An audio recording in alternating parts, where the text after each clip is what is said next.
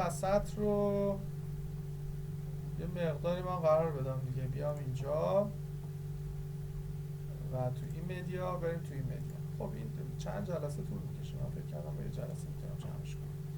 خب یه کاری هم که بهتون توصیه میکنم اینه که برای تمام سکشن هایی که می‌نویسید حتما CSS رو بزنید. مثلا اینجا بنویسید میک منو و کپیش کنید، انتهاش میک منو رو بذارید که بدونید کجا منو شروع شده کجا تمام شده. اینجا من میخوام پارالاکس رو درست بکنم، می‌نویسم میک پارالاکس و اینجا هم میذارم میک پارالاکس. خب میام اینجا و این رو جمع و جورش کنم دیگه، حالا برای من زیاد مهم نیست. میام اینجا تو این قسمت و به این شکل برمیگردم میگم میک پارالاکس و میک پارالاکس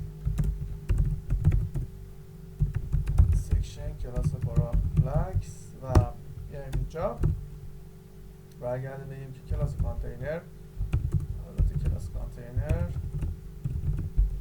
و اگه کلاسی داره به نام پارالاکس و ویدث و ویدث بیاد بشه 100% و هیتت یه تست میخوام بگیرم، هیتت بشه مثلا 500 پیکسل و یه بک‌گراند کالر مثلا واید سموکی داشته باشه.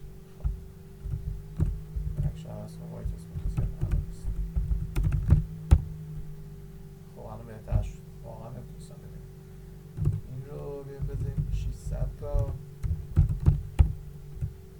بهتر شد، مثلا 580 تا.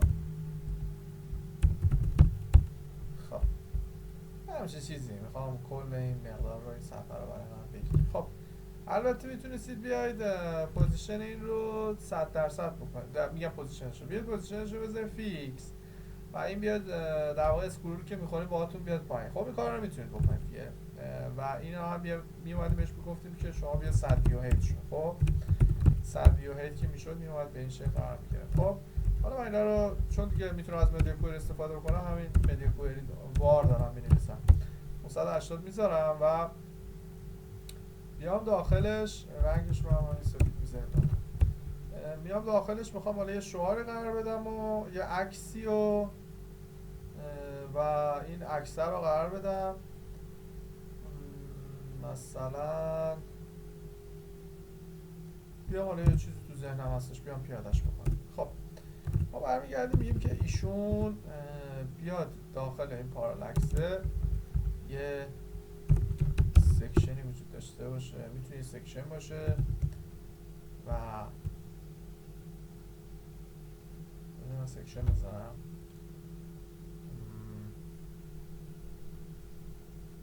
آره میتونه یه سکشن باشه، میتونه یه دونه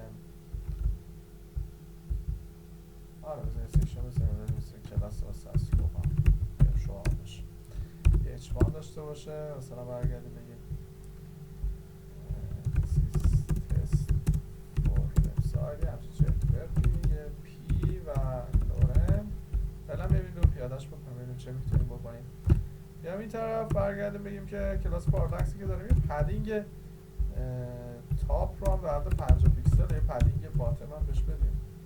حالا باتم نمید فعلا بزن ببینیم چه میکنیم.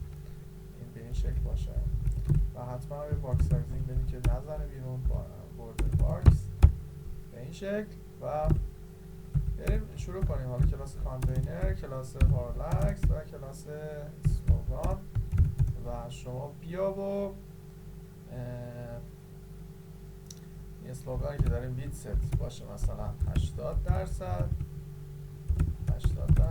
و مارجن هم باشه 0 اوتو بیاد اینجا و فرزندانت میتونن در واقع زیر همدیگه قرار بگیرن و شما میتونی از دیسپلی فلکس و در واقع فلکس فلو استفاده بکنی. برگرده بگی کالمن و کالم که هستش به صورت بای دیفالت کالم و فلکسشون هم باشه فلکس فلو بودش که استفاده میکرده و نورپ رو توش بکنم نورپ و به این شکل من ببینیم چه میشه. خب همونجوری که هستش میتونیم ریورس کالم بذاریم که تستش کنیم. مثلا کالم ریورس که یعنی جا به جا میشه. اما من کالم میذارم به این شکل و بریم سراغ بقیهش دیگه. حالا بریم شروع کنیم فرزندان رو مقدار بکن.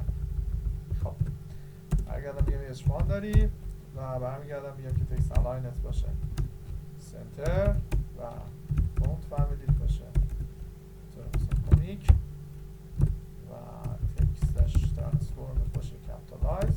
من H1 نذاشتم چرا؟ خب فونت سایز مثلا باشه 50. خوبه بعد کم نیست 50 زیاده ولی مثل 40 خوبه. و حالا یه پدینگ هم داشته باشه به صورت مثلا 10 پیکسل و یه باکس سایزینگ بورد باکس بزن فاصله بده بین اون پایینی این بالاییه و بیایم برای دوست خوب پی شروع کنیم بنوشتم. خب اینجا کپی گرفتم ایشون بشه پی. همینا خوبه، کپیتالایز هم خوبه، استام خوبه و همچین چیزی هم برای ایشون. خب یه لاین هیت 30 پیکسل هم بدیم که ذره فاصله بیفته بین مقادیرش خوبه 40 بهتر میشه. خب اینم اینجا البته 20 هم زیاده مثلا 16 باز ما بدهیم معمول‌تر.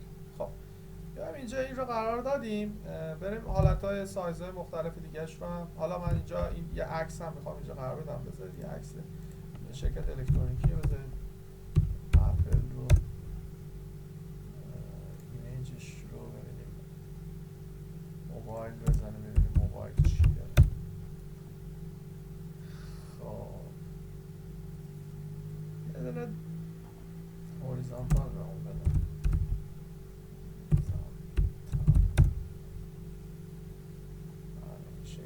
این خوبه هوریزانتال باشه بهتر. خب ببینیم مثلا ایشون روش کلیک بکنیم و بکنم به خود سایت اپل نه به سایت است. خب اینجا این رو دانلودش بکنیم.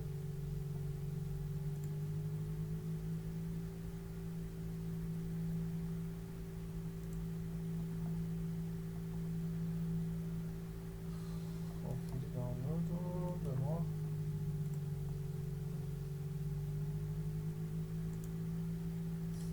جهاز رو بزنیم و به این شکل الان دانلودش کنیم. رنگش هم سفیده کفایت میکنه. نه پی ان جی هم هست که بهتر. میام اینجا تو ایمیجامون ایشون رو قرار میدیم. حالا با این دیگه کاری ندارم و بیاد اینجا یه پیست اسمش رو میذارم اپل و میام اینجا توی این قسمت حالا بریم حالت این اپل رو دیگه درستش کنیم.